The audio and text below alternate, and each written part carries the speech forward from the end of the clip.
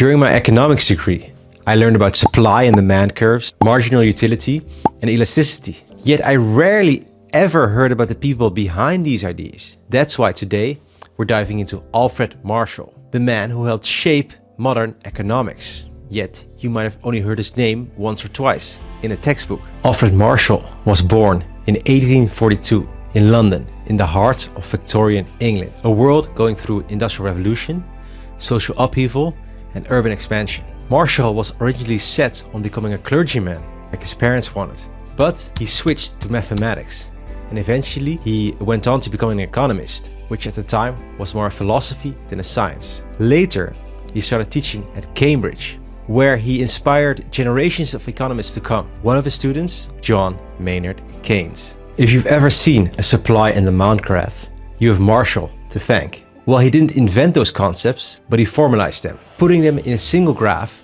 to explain how markets reach equilibrium. He was obsessed with making economics more scientific. To him, the subject was not about wealth, but about human well-being. Marshall was writing at a time when Britain was the wealthiest empire in the world, and yet he saw poverty everywhere. Marshall used economics as a tool to improve people's lives and not just profits. Yes, he was in favor of capitalism, but with empathy. He called for education, fair labor standards, and cautious social reform. One of Marshall's biggest contributions was marginalism. He showed how individuals make decisions at the margin. Should I buy one more apple?